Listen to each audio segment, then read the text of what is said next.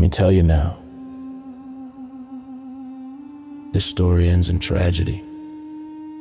It's about a young black man freshly graduated from the FBI Academy. Top of his class, overachiever, gung-ho. He thought he was moving careful, but he was already moving too fast.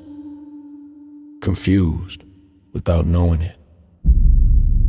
Working for the Beast, a black man in uniform policing black bodies, never realizing his life was already on consignment. Without love for himself, he chose undercover work as a permanent assignment. He could have chased crooked businesses or smiling politicians kissing babies on camera. But he chose drugs because from the beginning he showed himself no mercy. He launched straight into hell, believing training made him immune to the devil. Prepared to cross ethical lines, protected by a system that only protects itself. Never knowing he was a puppet waiting on a song to end, he promised himself he would be the best in the drug trade for good, a cruel joke, because the world runs on the resale of poison to the FBI. He wasn't a man, he was a badge number dropped into New York like an experiment. Equipped with wires, cameras, taps, weapons, fast reflexes, faster thoughts. Still not enough.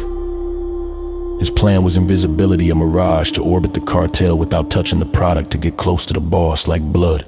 Trusted with rules, operations, international moves. To take the head, he had to become the right hand. He moved fast, too fast, suddenly everywhere, seen with powerful people, photographed, celebrated, local authorities confused, kept intentionally blind, trips across borders, luxury, excess, money, bodies, a cartel that ruled through fear and erased resistance, because that's what cartels do. They investigate, they test, they interrogate, they watch, they wait, and when certainty arrives, they kill from the first day. He was never alone. His steps were tracked, his words weighed, his loyalty questioned. Right clouds were checked and came back empty. No past, no history, no origin. That absence was the proof. So the cartel flipped the operation, fed him lies, false victories, manufactured intelligence. Sent the FBI chasing ghosts while they prepared judgment. Because cartels don't arrest, they punish, they make examples, and when the time came, they didn't hesitate. Violence was precise, methodical, final. His usefulness expired. His protection vanished. What loyalty he thought he earned was repaid. The only way cartels repay betrayal with death.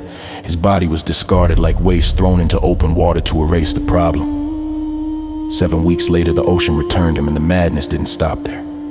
Because the system moved next to protect itself, it rewrote the story, labeled him corrupt, a crooked cop, so the machine stayed clean. The headline said investigation pending, the truth said sacrifice complete. His country turned its back, his name dragged through ink, while his wife and his children were left holding the loss, a loyal agent discarded. Because loyalty only flows upward. So understand this. This story isn't rare, it's just buried. So before you badge up, before you swear an oath, before you believe protection is mutual, read the fine print. Because the system has no love, especially for those who go undercover.